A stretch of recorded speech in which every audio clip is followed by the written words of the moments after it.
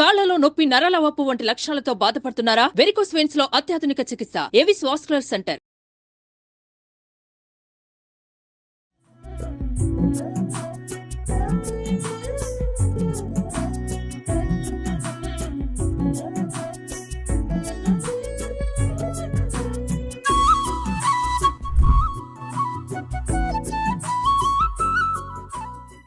నమస్కారం, నేను మీ జాహ్నవి. వారాహి నవరాత్రులు ఈ ప్రత్యేక కార్యక్రమంలో వారాహి నవరాత్రులు మనం ఇంట్లో చేసుకోవాల్సిన సింపుల్ విధి విధానాల్ని మనకి డీటెయిల్ గా చూపిస్తూ ఎక్స్ప్లెయిన్ చేయడం కోసం మనతో ఉన్నారు ప్రముఖ జ్యోతిష్య వాస్తు పండితులు, జ్యోతిష్య వాస్తు శిక్షణ నిపుణులు, లలిత ఉపాసకులు బ్రహ్మశ్రీ నానాజీ పట్నాయక్ గురువు గారు. మాట్లాడేద్దాం. నమస్కారం గురువు గారు. శ్రీమాత్రే నమః. అయితే వారాహి అమ్మవారి నవరాత్రుల గురించి చాలా మందికి చాలా రకాల సందేహాలు ఉన్నాయి. అయితే అమ్మవారి నవరాత్రులు అందరూ చేసుకోవచ్చా?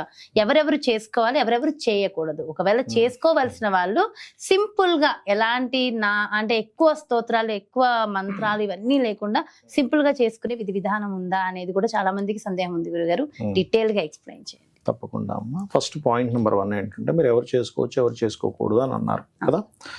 వారాహి అమ్మవారు అంటే ఎవరో కాదు, వరాహమూర్తి యొక్క శక్తి. వరాహ స్వామి ఎవరు? విష్ణువు యొక్క శక్తి అంటే ఎవరు? వారాహి. అదే లక్ష్మీదేవి.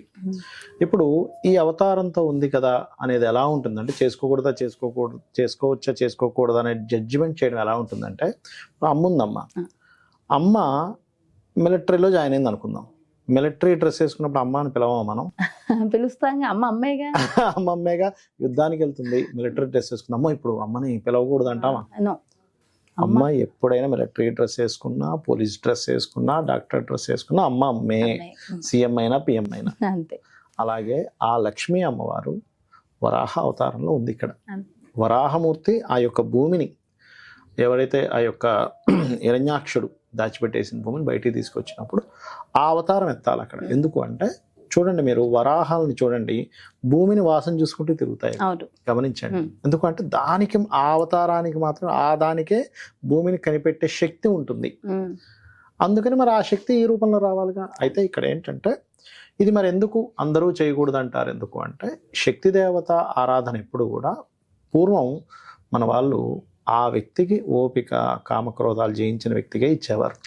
లేని పక్షంలో ఏమవుతుందంటే, ఈ వ్యక్తి అనవసరంగా కోపద్వేషాలు కనుక వెళ్ళినట్లయితే అది అతనికి మంచిది కాదు, అతనితో గొడవ పెట్టుకున్న వాళ్ళకి మంచిది కాదు, ఇద్దరికీ నష్టం అని చెప్పని అలా ఓపిక ఉన్న వాళ్ళకి ఇచ్చేవారు. అయితే అది ఎంత గురువుల లెవెల్లో బీజాక్షరాలు చేసే వాళ్ళకి, నార్మల్గా అష్టోత్తరాలు చదువుకోవడానికి పెద్ద ఇబ్బంది ఉండదు, స్తోత్రం చేసుకోవడానికి, నమస్కారం చేసుకోవడానికి. అయితే ఇది 9 రోజులు నిత్య పూజ ఉంటుంది. కానీ మనకి ఆ 9 రోజులు స్పెసిఫిక్గా ఉండే నక్షత్రాన్ని బట్టి కొన్ని నైవేద్యాలది మార్చుకోవడము, కొన్ని పుష్పాలతో చేయడము, ఇట్లాంటివి కొన్ని మార్పులు చేసుకున్నప్పుడు మాత్రం దాని రిజల్ట్ ఇంకొంచెం ఎక్కువగా వస్తుంది. ఎందుకంటే అమ్మవారిని కనుక మీరు చూసినట్లయితే, చేతిలో రోకలి, ఒక చేతిలో రోకలి, ఒక చేతిలో నాగలి ఉంటుంది. అంటే ఏమిటి? మాతృస్వరూపం. సప్తమాతృకల్లో ఒక మాతృక, 5వ మాతృక అమ్మవారు. కాబట్టి ఏంటి, ఈ లలిత అమ్మవారే సప్తమాతృకులుగా అవతారం వచ్చింది, అందులో 5వ మాతృకులుగా వారాహి అమ్మవారు. అంటే ఏంటి? దున్నడము, మరలా దాని దంచి ఆ అన్నాన్ని ఇవ్వడం, అంటే మాతృస్వరూపం అమ్మవారు. అదేవిధంగా భూ వివాదాలు మరియు అనేకమైనటువంటి గొడవలు ఇంకా చాలా ఉంటాయిలేండి, ఒక్కొక్కటి చెప్తూ ఉంటాను నేను. ఆ రకంగా అన్ని రకాలుగా అమ్మవారు కాపాడుతుంది మనల్ని. ఓకే. అయితే 9 రోజులు మనం జరుపుకుంటూ ఉంటాం కదా. 9 రోజుల్లో ఏ రోజున ఏ విధంగా జరుపుకుంటే అమ్మవారి అనుగ్రహం పొందగలమంటారు? అయితే గురువు గారు, మరి మొదటిగా ఈసారి శనివారం మొదలైంది కదా. శనివారము అంటే ఆ రోజు ఏ విధి విధానాల ప్రకారం మనం అమ్మవారిని పూజించడం వల్ల మనకు అనుగ్రహం కలుగుతుంది, ఎలాంటి అనుగ్రహం కలుగుతుందో కూడా. వారాహి అమ్మవారిని శనివారము పునర్వసు నక్షత్రం వచ్చిన రోజు ఎవరైనా సరే అమ్మవారిని, ఇక్కడ భక్తి ప్రధానం గుర్తుపెట్టుకోండి. మనం ఎంత హడావిడిగా చేసేస్తున్నామా, రకరకాల మంత్రాలు తంత్రాలు చేసేస్తున్నామా? కాదు. భక్తి అంటే ఒక తల్లిని చూసినప్పుడు మనకి ఎటువంటి భావన కలుగుతుంది? అయ్యో అమ్మ అని ఒక ఫీలింగ్ వస్తుంది చూసారు. ఇప్పుడు తల్లిని ఎవరైనా ఒక చిన్న మాటను మనం తట్టుకోలేం, అంతే కదా. అలాగే అమ్మని అంటావా? అమ్మ ఈక్వల్ టు అమ్మవారు. ఓకే. అలా ఏంటంటే, ఒక అమ్మకి సేవ చేస్తున్నాను అనే భావనతో పూజ చేయాలి ఇప్పుడు కూడా. ఒక పిల్లవాడిని జాగ్రత్తగా చూసుకుంటున్నాను, ఆ పిల్లవాడు ఇంకొక ముద్ద ఎక్కువ తింటే బాగుంటుందా అనేటువంటి భావనతో పూజ చేయాలి. అయితే ప్రేక్షకులకి ఇక్కడ ఒక విషయాన్ని చెప్తున్నాను, చొక్కా వేసుకోకూడదు, షూటింగ్ కాబట్టి వేసుకున్నాను. పంచి కట్టుకోండి ఖచ్చితంగా, పై వస్త్రం వేసుకోండి. కాబట్టి ఇది పర్పస్ కాబట్టి ఇక్కడ వేసుకున్నాం అంతే.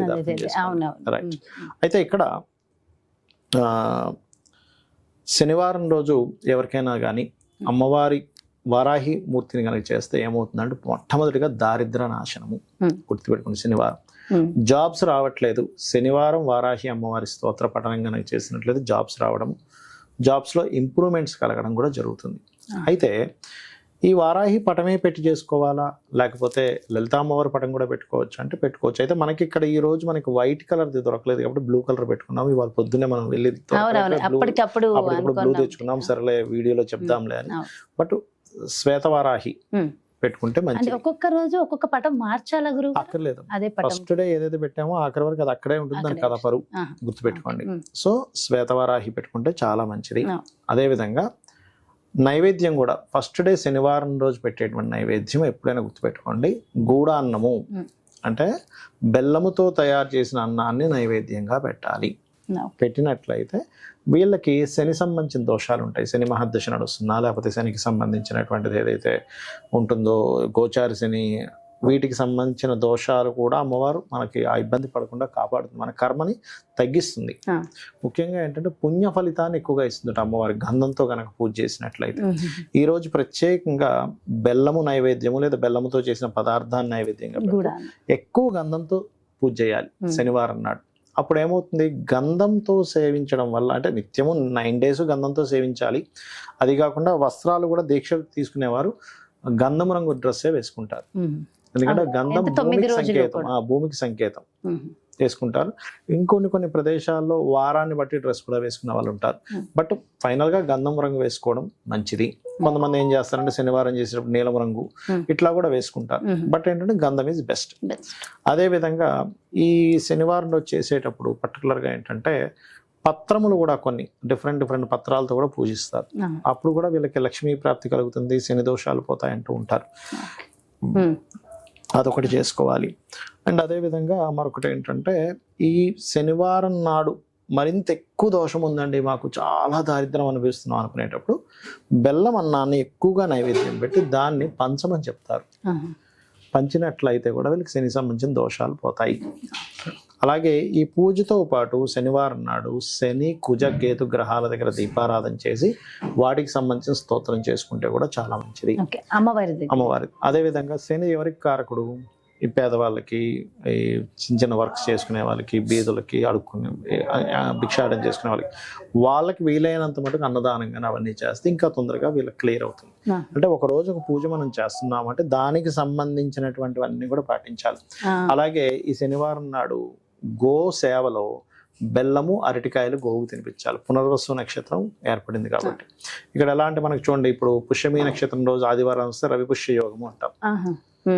అట్లాగే పునర్వసు నక్షత్రం శనివారం వస్తే కూడా కొంతవరకు ధర్మకర్మాది యోగము, గురుకర్మ యోగం ఏర్పడుతుంది. అలాంటప్పుడు ఏంటి, అందులో ఎలాంటి ప్రత్యేక చేస్తే మంచిది.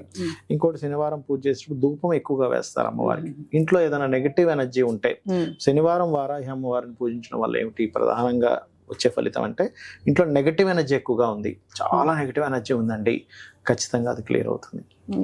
రోగాలు ఉంటాయి, రోగనాశనం జరుగుతుంది శనివారం పూజ చేయడం వల్ల. అంటే ఏమిటి, మీరు సంకల్పం ప్రత్యేకంగా శనివారం ఈ ప్రాబ్లమ్స్ లో ఎక్కువ ఇబ్బంది పడుతున్నామండి, అనారోగ్యము, జాబ్ రిలేటెడ్ సంబంధించిన, అదే విధంగా అన్ని పనులు లేట్ అవుతున్నాయి అనుకుంటున్నా, ఇట్లాంటి వాటికి వృత్తి సంబంధించిన అభివృద్ధి ఇబ్బందులు ఇవన్నీ కూడా సాల్వ్ అవుతాయి. అందుకే నేను దానికి సంబంధించిన దానం, దానికి సంబంధించినటువంటి నైవేద్యం పదార్థం చేయడం అనేటువంటిది ఇంకా మంచి ఫలితాలను ఇస్తుంది. అలాగే గురువు గారు, వారాహి నవరాత్రులు అంటే ఖచ్చితంగా 9 రోజులు దీక్ష తీసుకోవాల్సిందేనా, ఒక్కొక్కళ్ళు ఒక్క రోజు చేసుకుంటామండి అని అలా కూడా చేసుకోవచ్చు? అంటే ఒకటమ్మా, ఇక్కడ 9 రోజులు చేస్తే ఇంకా మంచిది. ఇప్పుడు మీకు ఏదో ఒక ఆఫర్ వచ్చింది, రోజుకి ₹1,00,000 శాలరీ అని, 9 రోజులు వెళ్ళాలా, ఒక రోజు వెళ్ళాలా అంటారా? 9 రోజులు వెళ్తానండి అంటారు. అంతే కదా. ఈ పూజ చేయడం అనేది ఏంటంటే ఎంతో పుణ్యం ఉంటే కానీ మనం పూజ చేయలేము. వీలైనంత మటుకు 9 రోజులే చేసేసేయాలి. ఇంకా కుదరలేదు, అనారోగ్యంతో ఉన్నాడు, లేకపోతే స్త్రీలు కొంచెం ఇబ్బంది ఉంటుంది వారికి, ఆ 5 days చేయలేరు, ఆఖరి 3 రోజులు చేస్తారు, లేకపోతే ఇంకోటి ఏదో ఊరు వెళ్తారు, ఆ అవసరం బట్టి, అప్పుడు దట్ ఈస్ డిఫరెంట్ కేసు. ఇప్పుడు మీరు రోజుకి ₹1,00,00,000 ఇస్తామండి, మీకు ఈ షూటింగ్ కి అంటే ఏ హీరోయిన్ వద్దంటాడు. అదే కదా, అయ్యో ఎందుకు వదులుకోవడం, ఒక రోజు ఎందుకు చేయడం, 9 రోజులు చేస్తానండి. చేస్తా అంటారు. దానికంటే అసలు కొన్ని గొప్పగా లక్షల చెప్పారు గురువు కోట్ల గారు. రెట్లు ఎక్కువ అమ్మవారి పూజ. కరెక్ట్. అయితే ఒకసారి మరి పూజా విధి విధానం కూడా తప్పకుండా. ఇక్కడ ఏంటంటే మనకి ఏ మంత్రము తంత్రము చేయడం రాదు అనుకున్నప్పుడు కూడా సింపుల్ గా చేసే విధానం చెప్తాను. ఎందుకంటే అందరికీ రాదు, నాకు అర్థమైంది. ఎందుకంటే చాలా మంది ఏమంటే నేను వీడియోలు చూస్తుంటాం కానీ అందులో రకరకాలు అంటుంటారు, అది నాకు నోరు తిరగదు, ఆ నోరు చేయాలంటుంది. కానీ అలా అనేటప్పుడు ఏం తప్పు పలుకుతానేమో భయం వేస్తుంది అంటూ ఉంటారు. ఇక్కడ ఒకటే మీకు ఇక్కడ చెప్తాను. ఫస్ట్ ఆఫ్ ఆల్ ఏంటంటే ఎప్పుడు కూడా మనం పూజ చేసేటప్పుడు దీనికి ఒక ప్యాటర్న్ ఉంటుంది. మొట్టమొదటిగా గణపతి పూజ చేయాలి ఎప్పుడు కూడా. ఇప్పుడు సహజంగా అయితే శుక్లాంబరధరం విష్ణు అనేటువంటి చదువుతాం, లేదా గణానాం త్వా గణపతి కుంభమామసే అని చదువుతాం. అది రాదు ఉదాహరణకి. అలాంటప్పుడు ఏం చేయాలంటే చక్కగా అక్షింతలు తీసుకొని మొట్టమొదటిగా ఒక చిన్న పసుపు గణపతిని చేసుకొని కూడా చేయొచ్చు. లేకపోతే గణపతి పటం ఉన్నట్లయితే అక్కడ మీరు ఏమీ కంగారు పడక్కర్లేదు. అంటే నాకు గణపతి మంత్రం రాదు కదా, శుక్లాంబరధరం కూడా రాదు కదా అని టెన్షన్ పడక్కర్లేదు. మీరు మనస్ఫూర్తిగా 2 అక్షింతలు తీసుకొని ఓం మహాగణాధిపతయే నమః అని ఇట్లా వేస్తున్నా సరిపోతుంది గణపతి దగ్గర. చాలు. ఓం మహాగణాధిపతయే చేసుకోండి, ఫస్ట్ చేసుకోండి. ఒక చిన్న ముద్దలాగా, అంటే అది గణపతి అని మనం ఫీల్ అయితే చాలు. గణపతి షేపు, ముఖం రాలేదు, దానికి చెవులు ముక్కు అన్ని ఉండాలని రూల్ ఏమి లేదు. ఇది మొట్టమొదటిగా మీరు అర్థం చేసుకోండి. నాకైతే ఇలా గణపతి, మీరు సామాన్య ప్రజలు అనుకోండి, అంతే కదా, మీకు గణపతి మంత్రం కూడా రాదు. ఓం మహాగణాధిపతయ నమః అనుకుంటూ ఒక 11 సార్లు ఇక్కడ ఏం సరిపోతుంది. ఓం మహాగణాధిపతయ నమః, ఓం మహాగణాధిపతయ నమః, ఓం మహాగణాధిపతయ నమః. మనసుని పెట్టి మనసుతో చేయాలి. ఇక్కడ ఏంటంటే మనసు పెట్టడం చాలా ముఖ్యం అండి. ఎప్పుడైనా సరే ఏది పూజ అయినా చేసేటప్పుడు మనసు ప్రధానము, భక్తి ప్రధానము. భక్తి మనసు లేకుండా మీరు ఎన్ని మంత్రాలు చదివినా కూడా అది ఫలించదు, గుర్తుపెట్టుకోండి. సో గణపతి పూజ అయిపోయింది. ఇప్పుడు దాని తర్వాత చేయవలసింది ఏమిటి అంటే గణపతికి మనం మొక్కుకోవాలి. ఇలా దీక్ష చేస్తున్నానా చెప్తాను. దాని తర్వాత దీపపు కుందికి దీపం వెలిగించి దీపానికి కుంకుమ అద్దండి, దీపం వెలిగించండి.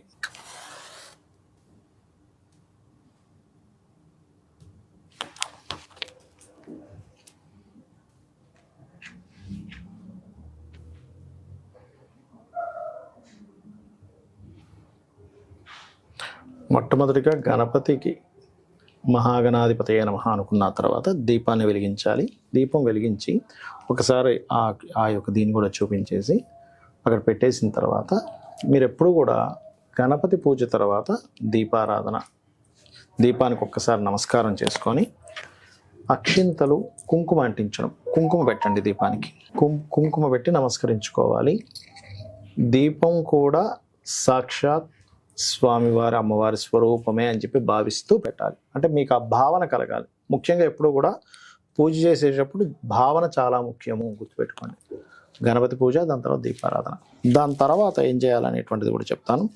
అయితే ఇక్కడ ఎప్పుడు కూడా దీపానికి దండం పెట్టుకోండి. దీపం కుంకుమ పెట్టిన తర్వాత దండం పెట్టుకున్న తర్వాత ఆచమనం చేయాలి. ఓం కేశవాయ స్వాహ, నారాయణాయ స్వాహ, మాధవాయ స్వాహ అంటాము. కేశవ నామాలు మొత్తం వచ్చు. ఓం గోవిందాయ నమః, విష్ణవే నమః, మధుసూదనాయ నమః అని అన్నీ వస్తే అన్నీ చేయొచ్చు. లేవంటే అన్నీ రావు అనుకుంటే నారాయణ నారాయణ అనుకున్నా సరిపోతుంది. నారాయణ నారాయణ నారాయణ నారాయణ అనుకున్నప్పుడు అంటే ఇప్పుడు అందరికీ అన్నీ రావు కాబట్టి చెప్తున్నా ఇది ప్రత్యేకంగా. సో ఆ నారాయణ నారాయణ అనుకుంటూ చేసిన తర్వాత కొన్ని అక్షింతలు తీసుకోండి. వాసన చూసి ఎడమ చేతి నుంచి పక్కకు పడేసేయండి. ఎందుకు చేస్తారు ఇది అంటే మన లోపల తెలియకుండానే మనకి చుట్టుపక్కల కానీ మన లోపల కానీ ఒక తామసత్వ గుణాన్ని, అదేవిధంగా మనలో ఉండే నెగటివ్ ఎనర్జీ వాసన చూసి పక్కన పడేసినప్పుడు ఏమవుతుందంటే అది పోతుందన్నమాట. ఒక పాజిటివ్ ఎనర్జీ రావడానికి వాసన చూసి పక్కన వేస్తారు. చాలామంది ఎందుకు వాసన చూస్తారు అనుకుంటుంటారు. అలాగే వాసన చూసి అక్షింతలు వేసిన తర్వాత ప్రాణాయామం చేయాలి.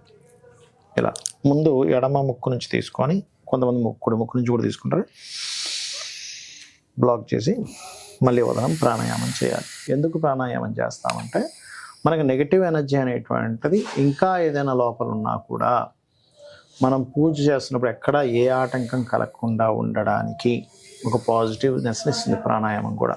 అందుకని ప్రాణాయామం చేయాలి. దాని తర్వాత ప్రాణాయామం చేసేటప్పుడు కూడా మనసులో ఏదైనా అనుకోవాలా అంటే అమ్మవారిని శ్రీమాత్రే నమః అనుకోవచ్చు, లేదా నారాయణ నారాయణ అనుకున్నా కూడా సరిపోతుంది. ఎందుకంటే ఎందుకు నారాయణ నారాయణ అనాలని చెప్తా. అమ్మవారు ఎవరు? లక్ష్మీదేవి. నారాయణ మంత్రం ఎక్కడ ఉంటే లక్ష్మీదేవి అక్కడే ఉంటుంది, స్థిరంగా ఎక్కడికి పోదు. కాబట్టి ఓకే. అలాగే ఇది అయిన తర్వాత సంకల్పం చెప్పుకోవాలి. సంకల్పం అంటే అందరికి మంత్రోత్సంగా రాదు. అమ్మ నేను నీకు పూజ చేస్తున్నాను, నాకు ఇప్పుడు ఉన్నటువంటి ఇబ్బంది ఇది ఉంది, మీ గోత్రము నామము చెప్పుకొని, ఇప్పుడు మీకు గోత్రం నామం తెలిసిన వాళ్ళు ఉంటారు, గోత్ర నామం తెలియని వాళ్ళు కూడా ఉంటారు కొంతమంది. గోత్రం తెలుసు, నామం తెలుసు, నక్షత్రం తెలుసు అనుకోండి, అవి చెప్పుకొని అమ్మ నేను నీకు భక్తి శ్రద్ధలతో నేను నీకు ఈ 9 రోజులు పూజ చేస్తాను, నా మనసు పెట్టి నా శక్తి కొలది నీకు పూజ చేస్తాను, నాకు పలానా సమస్యలు ఉన్నాయి, అప్పులుంటే అప్పులు బాధలు, అనారోగ్యం ఉంటే అనారోగ్యం, ఏముందో చెప్పుకోండి అమ్మవారికి. ఎందుకంటే ఇప్పుడు అమ్మని అమ్మ అని ఫీల్ అయితేనే కదా చెప్పుకోగలుగుతాం. ఇక్కడ మళ్ళీ ఇదేంటండి ఇదేదైనా బిజినెస్ డీలా ఏం అక్కర్లేదు, చెప్పుకొని అక్షింతలు అక్కడ వేయండి చెప్తాను.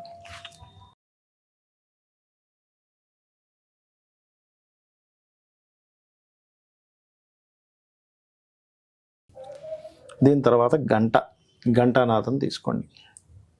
ఎప్పుడు కూడా అందరికీ చెప్పేది ఒకటే, గంటను ఎప్పుడు విడిగా అలా పెట్టకూడదు, కిందన ఒక ఆకైనా లేకపోతే ఒక పల్లెంలో కానీ గంటను పెట్టాలి, గుర్తుపెట్టుకోండి.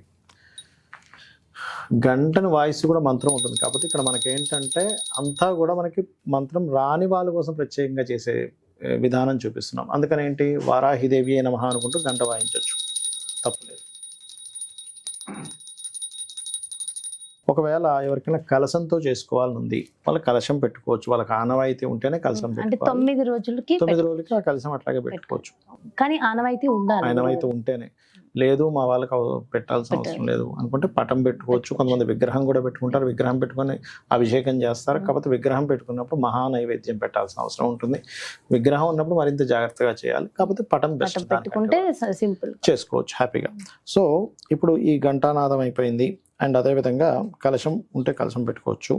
ఇప్పుడు ఇంకొకసారి అంటే శాస్త్రోక్తంగా గణపతి పూజ చేస్తారు మళ్ళీ ఒకసారి గణపతిని.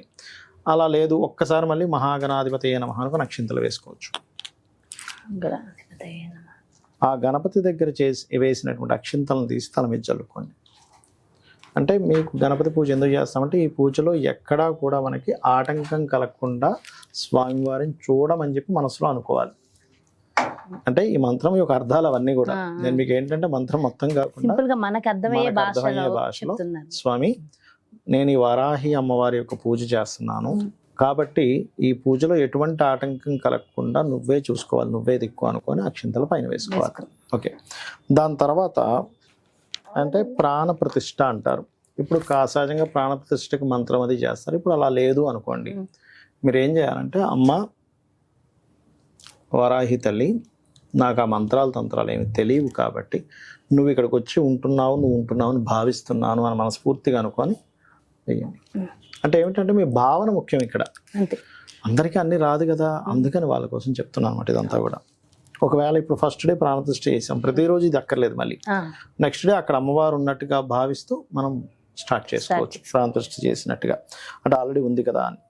అదేవిధంగా మరొక విషయం ఏంటంటే ఆవాహనం. అంటే ఇప్పుడు చూడండి, మన ఇంటికి ఒక అతిథి వస్తాడు, రాండి రాండి అని చెప్పి పిలుస్తాం కదా, అలాగే అమ్మవారిని పిలిచినట్టుగా ఒక ఆవాహనం పిలిచిన ఒక కుర్చీ వేస్తాం కదా, అలా అక్షింతలు చల్లాలి. ఆవాహనం, స్వామి అమ్మ నేను నీకు ఆవాహనం పలుకుతున్నాను అనుకొని చేయొచ్చు. ఓకే. అదేవిధంగా ఆవాహనం తర్వాత కనుక చూసుకున్నట్లయితే ఆసనం అంటే ఒక సీట్ వేస్తాం, లోపలికి పిలిచాము. ఇప్పుడు అమ్మ లోపలికి రా అమ్మ, మా ఇంట్లోకి వచ్చావు తల్లి, నీకు నమస్కారం, మా ఇంట్లోకి వచ్చింది నీకు నమస్కారం, ఇక్కడ కూర్చో తల్లి అని అనుకొని అక్షింతలు వేస్తున్నాం మళ్ళీ. అంటే మీ భావన ముఖ్యం.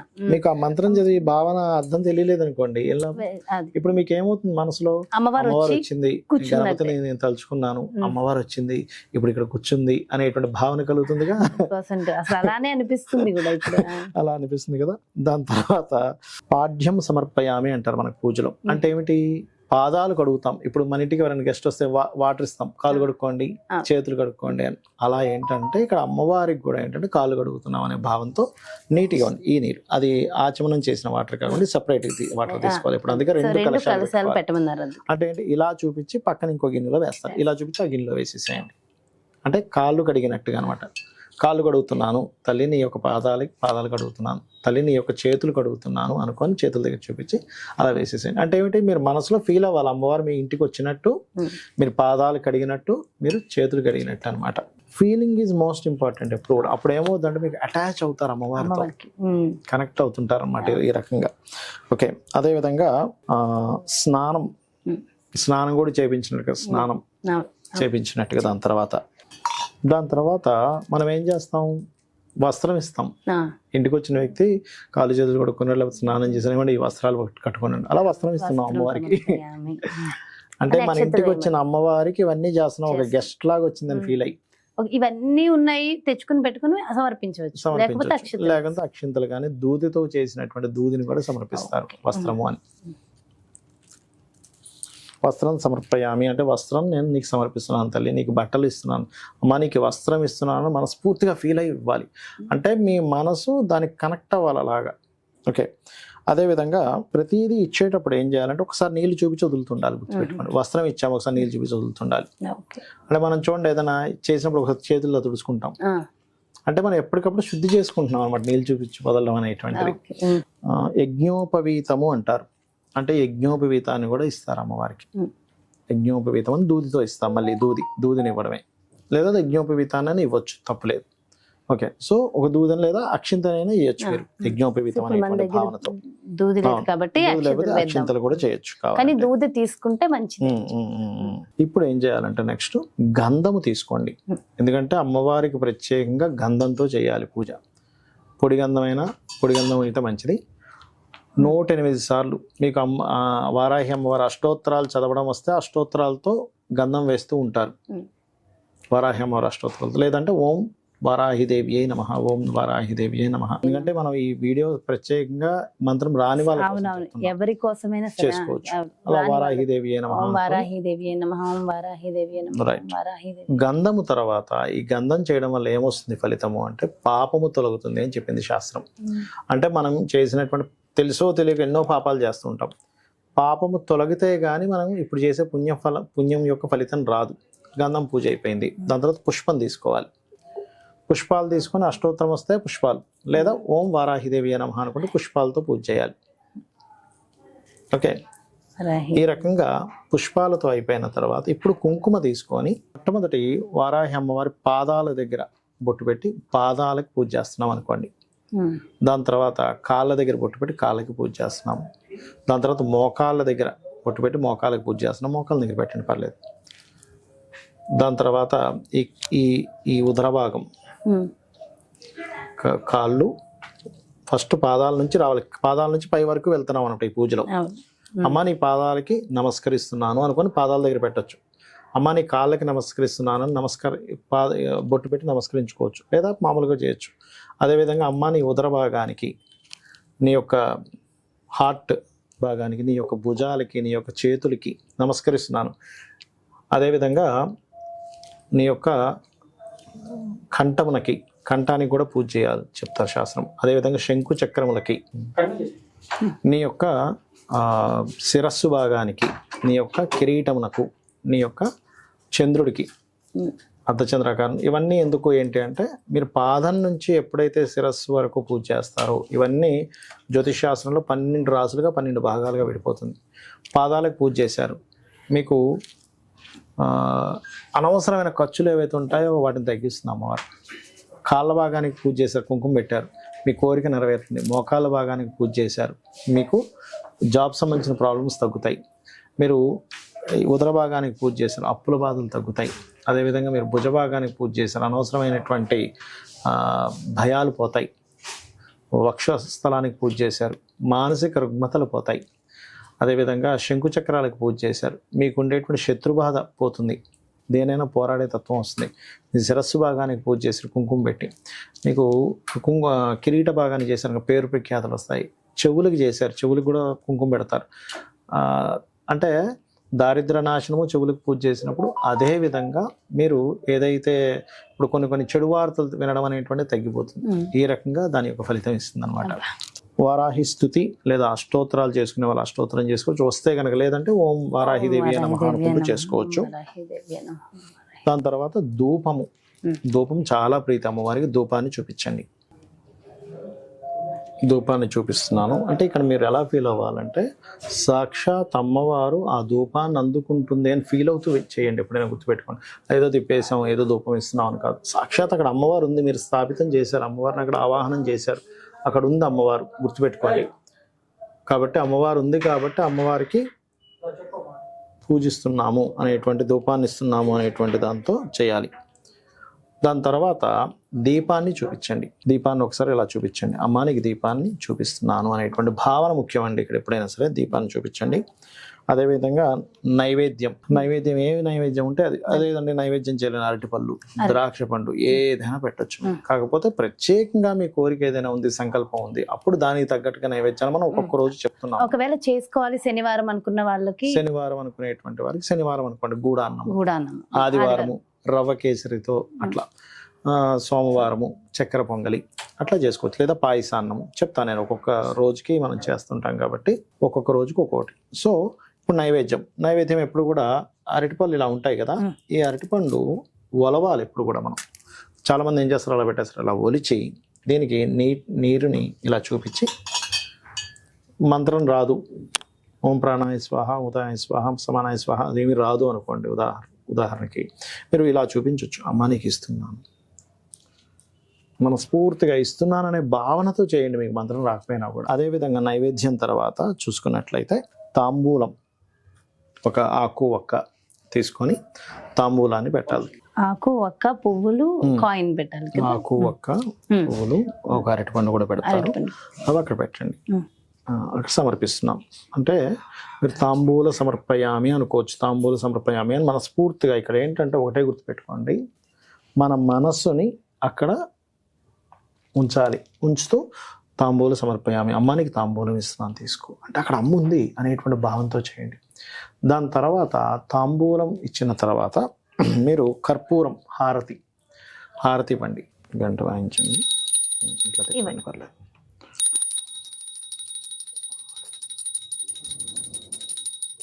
హారతి ఇలా తిప్పిన తర్వాత ఇప్పుడు కూడా వాటర్ ఇవ్వండి. అనేది ఎప్పుడు కూడా ఇలాగా తిప్పాలన్నమాట. దీనికి ఇలా ఓకే వేసి చూపించాలి.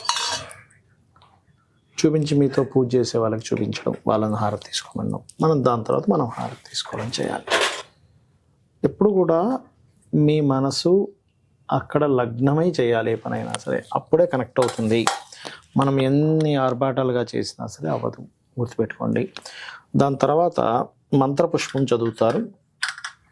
అండ్ అక్షింతలు అంటే పుష్పాలు, కొన్ని అక్షింతలు తీసుకొని ఆత్మ ప్రదక్షిణం చేసుకున్నట్టుగా చేసుకొని, ఆత్మ ప్రదక్షిణం అంటే ప్రదక్షిణం చేసినట్టుగా చేసి అమ్మవారి దగ్గర వదిలేసి నమస్కరించుకోవడమే. ఇది లేదు అంటే లేచి నుంచునే ప్రదక్షిణ చేసుకుంటారు. ఆత్మ ప్రదక్షిణం చేసుకోవచ్చు, అలాగైనా చేసుకోవచ్చు. సాష్టాంగ నమస్కారం చేసుకోవాలి. స్త్రీలైతేనేమో సాష్టాంగం చేయాల్సిన పని లేదు. పురుషులైతే కంప్లీట్ సాష్టాంగ నమస్కారం చేసుకోవాలి. ఎప్పుడైనా సరే చేసుకొని క్షమాపణ, అమ్మ నా వల్ల ఏదైనా తప్పు జరిగితే క్షమించు అని చెప్పి అనుకుంటే సరిపోతుంది. పూజలో నాకు ఏదైనా తెలియకో ఏదైనా తప్పు జరిగింది క్షమించు. అప్పుడు ఏమవుతుందంటే మీరు చేసిన పూజలో ఎక్కడైనా మీకు తెలియకుండా ఏదైనా ఫాల్ట్ జరిగింది, అమ్మ క్షమిస్తుంది. ఇది పూజా విధానం. కొబ్బరికాయ ఎప్పుడు కొట్టాలి? కొబ్బరికాయ కొంతమంది కొట్టకూడదు అంటారు, కొట్టొచ్చు అంటారు. కాకపోతే మీరు ప్రేమతో కొట్టవచ్చు. కాకపోతే స్త్రీలు కొట్టకూడదు, పురుషులు కొట్టవచ్చు. కాబట్టి ఒకవేళ కొట్టకపోయినా పర్వాలేదు. సో ఎంత సింపుల్ గా అంటే అసలు సామాన్యులు సైతం అసలు ఏమీ రాదమ్మా నాకు అనుకున్న వాళ్ళు కూడా ఇంత సింపుల్ గా చేసుకోవచ్చు. అంటే ఇన్ని రోజులు పూజలు ఏదో చేసేస్తున్నారు కానీ అంటే నిజంగా చాలా మంది అంటే ఇప్పుడు అందరికీ మంత్రం రాదు కదా. అవునవును. ప్రతి దానికి ఒక మంత్రం చదవాలి, ప్రతిదీ కూడా రాదు. కానీ హార్ట్ లో ఏముంటుంది, పని చేయాలి, ఫీల్ ఉంటుంది. ఫీల్ ఉన్న వ్యక్తి ఇలా చేసుకోవచ్చు. అవును. సో అర్థం చెప్తూ సింపుల్ గా విధి విధానాలు చాలా చాలా అద్భుతంగా ఎక్స్ప్లెయిన్ చేశారు గురువుగారు, ప్రతి ఒక్కరికి డీటెయిల్ గా. అలాగే మరి కొంతమంది కలశం పెట్టుకునే వాళ్ళు ఒకవేళ పెట్టుకుంటే కలశాన్ని ఏం చేయొచ్చు అంటారు? ఆ కలశం ఆఖరిలో అందులో వాటర్ పోసి కానీ లేకపోతే బియ్యం పెట్టి కానీ చేస్తారు. ఆఖరిలో అది తీసేసిన తర్వాత ఆ బియ్యాన్ని పాయసంగా ఉండి నైవేద్యం పెట్టి అందరూ ప్రసాదంగా తీసుకుంటారు. ఉండి మళ్ళీ నైవేద్యం పెట్టేసి తీసేసుకుంటే. అలాగే ఈ పుష్పాలు ఇప్పుడు అయిపోయింది, పూజ అయిపోయింది. ఈ పుష్పాలు ఏం చేయాలని సందేహం. అవునవును. మొక్కల్లో వేయాలి. మొక్కల్లో వేసి లేదంటే నీటిలో కూడా వేయచ్చు నీటిలో కూడా పారే నీరులో వేయచ్చు, మొక్కల్లో వేయచ్చు, ఎక్కడ పడితే అక్కడ చెత్త డబ్బాలో వేయకూడదు. సో చాలా చాలా సింపుల్ గా Yeah. డీటెయిల్ గా ఎక్స్ప్లెయిన్ చేశారు గురుగారు, ఎంతో సంతోషంగా ఉంది. Thank you so much Guruji. నమస్తే. శ్రీమాత్రే నమః. సో ఇదండి మరి వారాహి నవరాత్రులు ప్రత్యేక కార్యక్రమంలో మరి మొదటి రోజు శనివారం నాడు ప్రతి ఒక్కళ్ళు కూడా ఆచరించవలసిన విధి విధానాలు చాలా డీటెయిల్డ్ గా ఎక్స్ప్లెయిన్ చేశారు కదా గురుగారు. రేపు రెండవ రోజు ప్రత్యేకమైన కార్యక్రమంతో మళ్ళీ మీ ముందుకు వచ్చేస్తాను. నమస్కారం.